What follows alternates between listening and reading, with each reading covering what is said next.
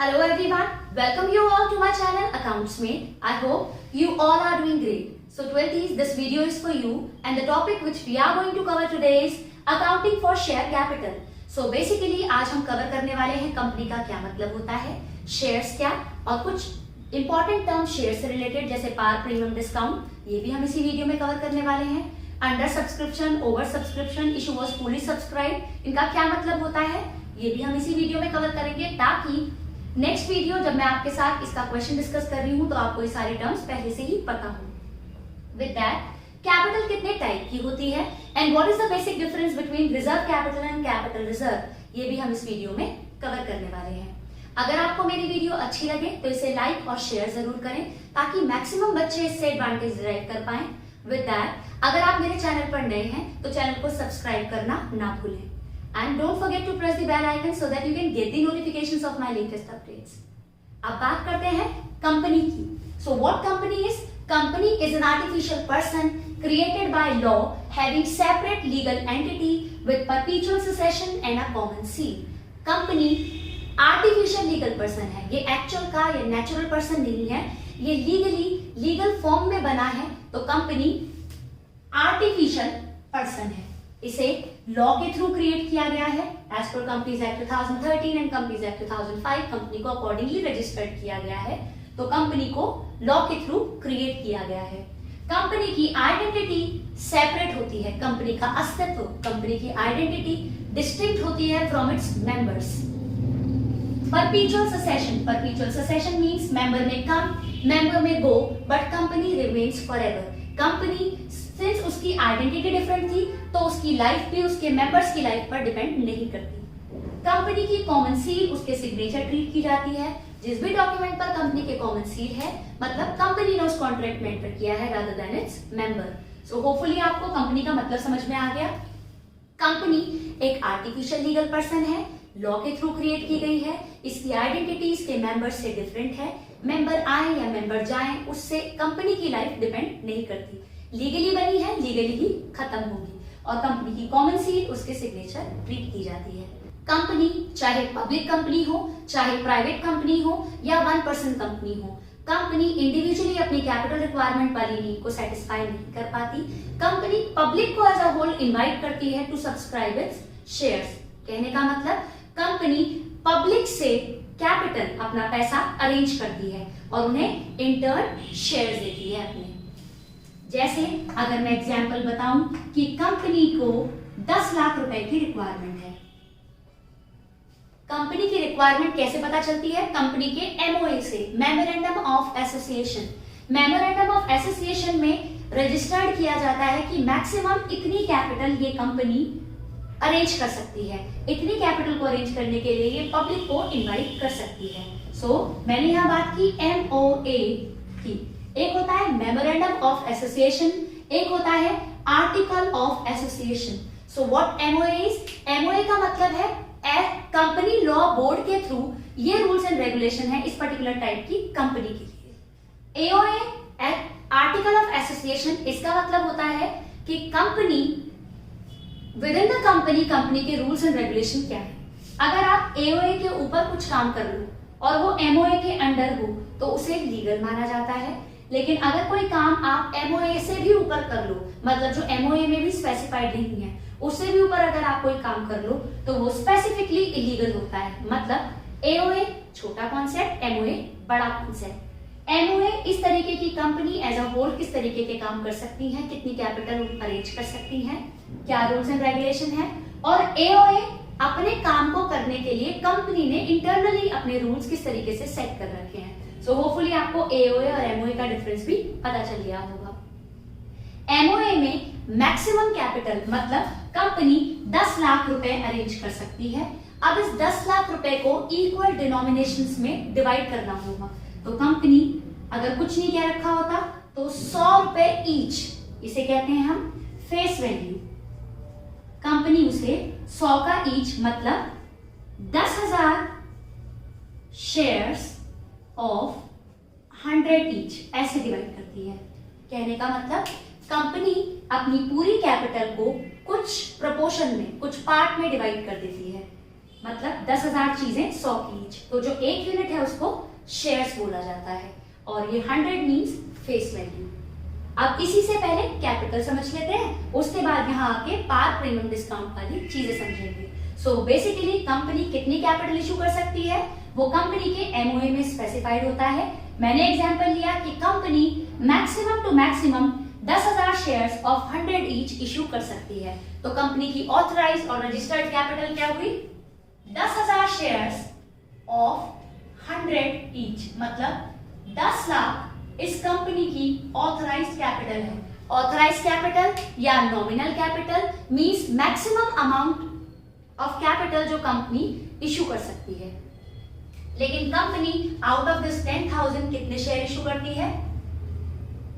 8,000 share अगर company ने issue किए to the public for subscription, तो इस कैपिटल को बोला जाएगा, इस 8 लाख वाली अमाउंट को बोला जाएगा issued capital. 10,000 shares maximum to maximum company issue कर सकती थी, लेकिन कंपनी ने सिर्फ 8,000 शेयर इशू किए, तो जो बचे हुए 2,000 शेयर्स हैं उसे आप क्या बोलेंगे? 2,000 इंटू 100, ये आपकी अनइशूड कैपिटल है। अब अनइशूड कैपिटल से ही बनती है रिजर्व कैपिटल।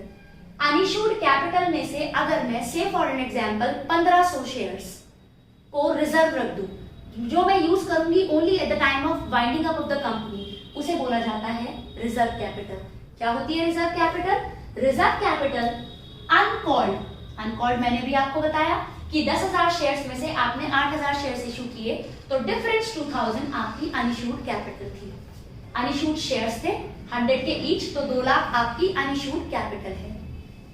अनइशूड कैपिटल या अनकॉल्ड शेयर कैपिटल का वो पार्ट जो आप यूज करोगे only at the time of winding up, जब आपकी कंपनी बंद होने वाली होगी तब आप उसको यूज करोगे, तो उसे बोला जाता है रिजर्व कैपिटल। अब यही बात करें कैपिटल रिजर्व और रिजर्व कैपिटल में क्या डिफरेंस है। रिजर्व कैपिटल आपको होपफुली समझ में आ गया। अनइशूड कैपिटल का वो पार्ट जो आपने रिजर्व करके रख लिया, जो आप यूज करोगे at the time of winding up of the company, उसको बोला जाता है reserve capital. But capital reserve क्या है? कैपिटल नेचर के जितने भी फायदे होते हैं जिन्हें आप सेट असाइड करके रखते हो कैपिटल नेचर के लॉसेस को कवर करने के लिए। अभी कैपिटल मतलब क्या? लार्ज अमाउंट का के जो प्रॉफिट होते हैं और नॉन रिकरिंग इन नेचर होते हैं, जैसे असेट को सोल्ड करके जो आपको इनकम जनरेट हुई, तो वो कैपिटल नेचर का प्रॉफिट है। असेट को सोल्ड किया आपने कुछ फायदे पर, तो वो कैपिटल प्रॉफिट है। उस प्रॉफिट को कभी भी आप एज डिविडेंड डिक्लेयर नहीं करते। ये कैपिटल नेचर के फायदे से कैपिटल नेचर के लॉसेज ही, जैसे इशू के टाइम पर अगर आपको कोई नुकसान हो जाए तो वो ही कवर किए जा सकते हैं, वो होते हैं कैपिटल रिजर्व। होपफुली आपको दोनों का डिफरेंस समझ में आ गया। दोबारा समझाती हूँ एक बार। आपकी अगर ऑथराइज कैपिटल, जैसे मैंने एग्जांपल लिया कि 10,000 इज द मैक्सिमम शेयर्स जो आप इशू कर सकते थे, 10,000 शेयर्स ऑफ 100 ईच, तो 10 लाख आपकी ऑथराइज कैपिटल हो गई। 10,000 शेयर्स आप इशू कर सकते थे, लेकिन आपने उसमें से सिर्फ 8,000 शेयर्स इशू किए, तो जो डिफरेंस 2,000 है वो आपका अनइशूड कैपिटल। अगर इस 2,000 में से 1,500 शेयर्स मैं रिजर्व रख दूं, अनकॉल्ड कैपिटल या अनइशूड कैपिटल का वो पार्ट जो मैं रिजर्व रख दूं, जो मैं बाउंड अप के टाइम या वाइंडिंग अप के टाइम ही यूज करूं, उसे बोला जाता है reserve capital. But capital nature के फायदे जिन्हें आपने रोक कर रख रखा है, जिन्हें आप डिविडेंड एज डिविडेंड डिक्लेयर नहीं करोगे, वो है कैपिटल रिजर्व। रिजर्व कैपिटल और कैपिटल रिजर्व दोनों अलग अलग चीजें हैं। अब इधर देखते हैं, आपने 10,000 शेयर इशू, मैक्सिमम 10,000 शेयर आप इशू कर सकते थे, ऐसा आपके एमओए में स्पेसिफाइड था, मेमोरेंडम ऑफ एसोसिएशन में। तो 10 लाख आपकी authorise capital.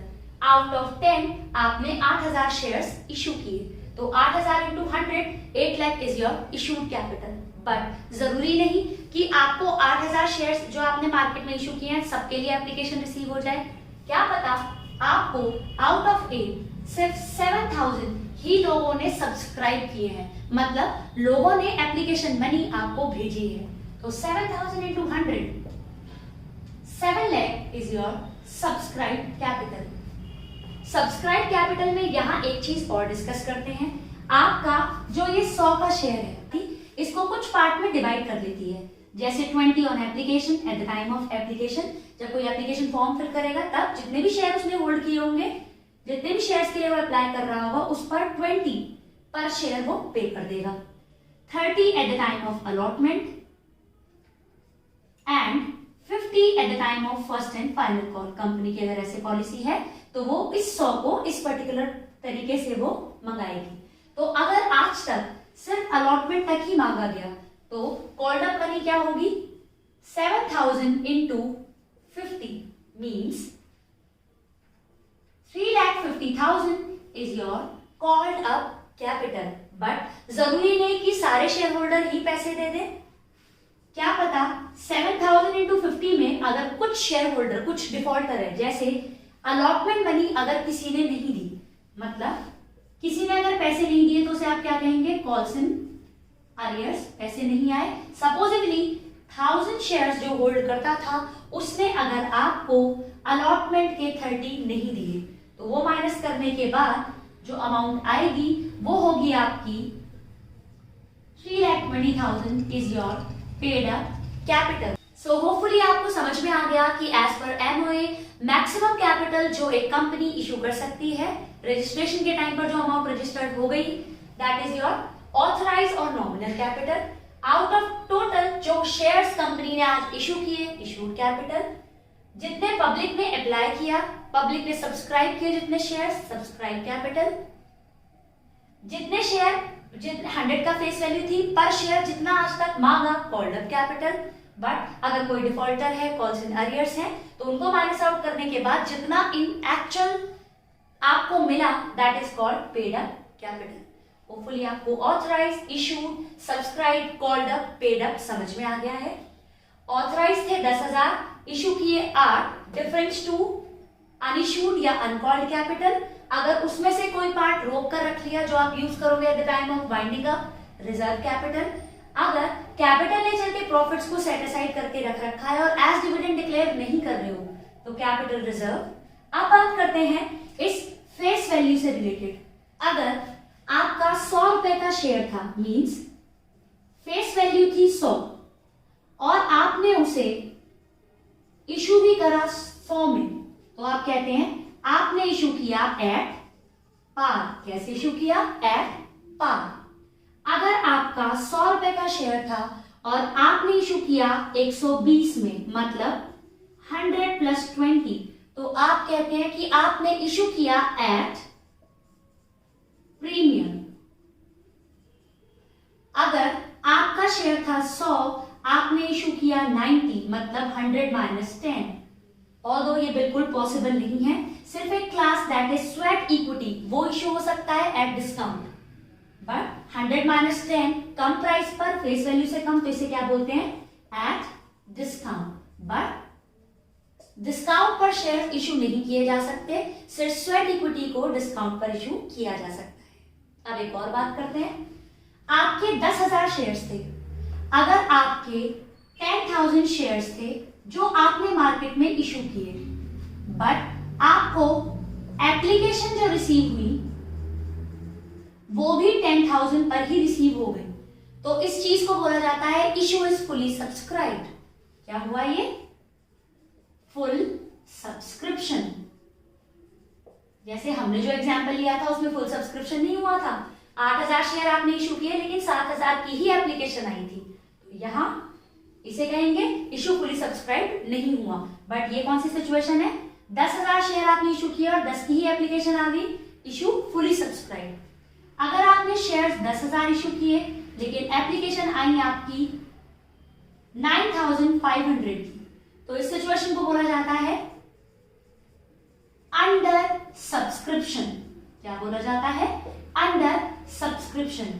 Under subscription should be equal to minimum subscription. अब ये मिनिमम सब्सक्रिप्शन क्या होता है,